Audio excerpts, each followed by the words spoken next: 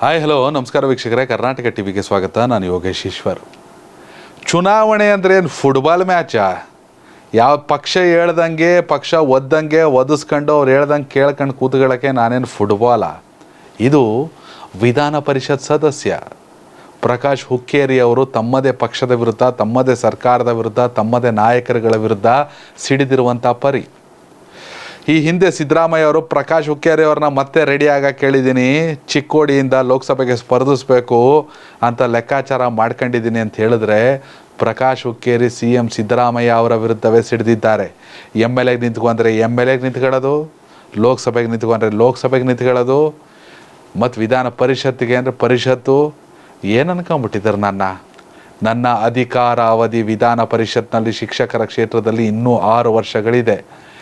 ಶಿಕ್ಷಕರ ಕ್ಷೇತ್ರಕ್ಕಾಗಿ ನಾನು ಸಾಕಷ್ಟು ಅಭಿವೃದ್ಧಿ ಕೆಲಸಗಳನ್ನು ಅವರ ಏಳಿಗೆಗಾಗಿ ಮಾಡ್ತಾಯಿದ್ದೀನಿ. ಇದೀಗ ಬಂದ್ಬಿಟ್ಟು ಇದನ್ನೆಲ್ಲ ಬಿಟ್ಬಿಟ್ಟು ಮತ್ತೆ ಹೋಗ್ಬಿಟ್ಟು ಲೋಕಸಭೆಗೆ ನಿಂತ್ಕೊಂಡ್ರೆ ನಾನು ಫುಟ್ಬಾಲ್ ಅಲ್ಲ, ನೀವು ಒಂದು ಕಡೆ ಒದಿಸ್ಕೊಳ್ಳೋಕ್ಕೆ ಅಂತ ಪ್ರಕಾಶ್ ಹುಕ್ಕೇರಿ CM ಸಿದ್ದರಾಮಯ್ಯ ಅವರಿಗೆ ಸವಾಲನ್ನು ಹಾಕಿದ್ದಾರೆ. ಈ ಮೂಲಕ ಲೋಕಸಭೆ ಚುನಾವಣೆಗೆ ಬೇಕಾದರೆ ಬೇರೆಯವ್ರನ್ನ ಹುಡುಕೊಳ್ಳಿ, ನನ್ನ ಬಿಟ್ಬಿಡಿ, ನೀವು ಬಾಂದ್ರು ನಾನು ನಿಲ್ಲಲ್ಲ ಅಂತ ಹೇಳಿದ್ದಾರೆ. ಹೌದು ವೀಕ್ಷಕರೇ, ಕಾಂಗ್ರೆಸ್ ಪಕ್ಷದಲ್ಲಿ ನನ್ನನ್ನು ಫುಟ್ಬಾಲ್ ರೀತಿ ಬಳಸ್ಕೊಳ್ಬಾರ್ದು, ನಾನು ಯಾವುದೇ ಕಾರಣಕ್ಕೂ ಚಿಕ್ಕೋಡಿ ಲೋಕಸಭಾ ಕ್ಷೇತ್ರದಿಂದ ಚುನಾವಣೆಗೆ ಸ್ಪರ್ಧಿಸೋದಿಲ್ಲ ಅಂತ ವಿಧಾನ ಪರಿಷತ್ ಸದಸ್ಯ ಪ್ರಕಾಶ್ ಹುಕ್ಕೇರಿ ಖಡಕ್ ವಾರ್ನಿಂಗನ್ನು ಕೊಟ್ಟಿದ್ದಾರೆ. ಚಿಕ್ಕೋಡಿಯಲ್ಲಿ ಹಳ್ಳಿಯೊಂದರಲ್ಲಿ ನಡೆದಂಥ ಕಾರ್ಯಕ್ರಮದಲ್ಲಿ ಮಾತನಾಡಿದಂಥ ಅವರು, ಲೋಕಸಭಾ ಚುನಾವಣೆಯಲ್ಲಿ ನನ್ನ ಸ್ಪರ್ಧೆ ಬಗ್ಗೆ ಚರ್ಚೆ ಆಗ್ತಿದೆ, ಆದರೆ ಯಾವುದೇ ಕಾರಣಕ್ಕೂ ನಾನು ಸ್ಪರ್ಧೆ ಮಾಡಲ್ಲ ಅಂತ ಸ್ಪಷ್ಟನೆ ನೀಡಿದ್ದಾರೆ. ಮೊದಲೊಮ್ಮೆ ಶಾಸಕ ಸ್ಥಾನದಲ್ಲಿದ್ದೆ, ರಾಜೀನಾಮೆ ಕೊಡಿಸಿ ಲೋಕಸಭೆಗೆ ಇಳಿಸಿದ್ರು. ಸದ್ಯ ನಾನು ಶಿಕ್ಷಕರ ಮತಕ್ಷೇತ್ರದಿಂದ ವಿಧಾನ ಪರಿಷತ್ ಸದಸ್ಯನಾಗಿ ಕಾರ್ಯ ಮಾಡ್ತಾ ಇದ್ದೀನಿ. ಮತ್ತೆ ಲೋಕಸಭೆಗೆ ಸ್ಪರ್ಧೆ ಅಂದರೆ ನಾನೇನು ಫುಟ್ಬಾಲ್ ರೀತಿ ತಿಳಿದಿದ್ದೀರೇನೋ ಅಂತ ನೇರವಾಗಿ ಸವಾಲನ್ನು ಹಾಕಿದ್ದಾರೆ. ವಿಧಾನ ಪರಿಷತ್ ಸದಸ್ಯನಾಗಿ ಒಳ್ಳೆ ಕೆಲಸ ಮಾಡ್ತಿದ್ದೀನಿ. 12-13 ಕೋಟಿ ರೂಪಾಯಿಯಲ್ಲಿ ಈಗಾಗಲೇ ಶಿಕ್ಷಕರ ಏಳಿಗೆಗೆ ಖರ್ಚು ಮಾಡಿದ್ದೀನಿ.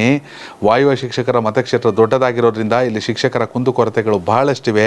ಅವರ ಕೆಲಸಗಳನ್ನು ಮಾಡ್ತಾ ನಾನು ಮುಂದುವರಿತೀನಿ, ಯಾವುದೇ ಕಾರಣಕ್ಕೂ ಲೋಕಸಭೆಗೆ ಸ್ಪರ್ಧಿಸಲ್ಲ ಅಂತ ಖಡಕ್ ಸಂದೇಶವನ್ನು CM ಸಿದ್ದರಾಮಯ್ಯ ಅವರಿಗೆ ರವಾನಿಸಿದ್ದಾರೆ. ವೀಕ್ಷಕರೇ, BJPಗೆ 23-24 ಕ್ಷೇತ್ರಕ್ಕೆ ಅಭ್ಯರ್ಥಿ ಹಾಕಬೇಕು, JDSಗೆ 3-4 ಕ್ಷೇತ್ರಕ್ಕೆ ಅಭ್ಯರ್ಥಿನ ಹಾಕಬೇಕು. ಆದರೆ ಕಾಂಗ್ರೆಸ್ಗೆ 28 ಲೋಕಸಭಾ ಕ್ಷೇತ್ರಕ್ಕೆ ಅಭ್ಯರ್ಥಿಗಳನ್ನು ಹಾಕಬೇಕು.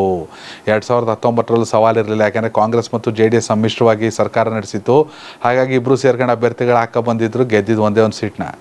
ಇದೀಗ ಕಾಂಗ್ರೆಸ್ 28 ಲೋಕಸಭಾ ಕ್ಷೇತ್ರಕ್ಕೆ ಅಭ್ಯರ್ಥಿನ ಹಾಕಬೇಕು. ಪ್ರಕಾಶ್ ಹುಕ್ಕೇರಿ ಬೇರೆ ನನಗೆ ಯಾಕೆ ಸವಾಸ ಬೇಡ ಎಲೆಕ್ಷನ್ದು ಅಂತವ್ರೆ. ಏನಾಗ್ಬೋದು? ಅಭ್ಯರ್ಥಿಗಳನ್ನ ಹಾಕೋದೇ ಕಾಂಗ್ರೆಸ್ಗೆ ಸವಾಲಾಗುತ್ತಾ? ಕರ್ನಾಟಕದ 28 ಲೋಕಸಭಾ ಕ್ಷೇತ್ರಗಳಲ್ಲಿ ಯಾವ ಪಕ್ಷಕ್ಕೆ ಎಷ್ಟು ಸ್ಥಾನ ಸಿಗುತ್ತೆ? ಹಾಗೆ ಯಾರು ಪ್ರಧಾನಿ ಆಗಬೇಕು ದೇಶಕ್ಕೆ? ನರೇಂದ್ರ ಮೋದಿ ಅವರ ಹ್ಯಾಟ್ರಿಕ್ ಸಾಧನೆ ಮಾಡಬೇಕಾ?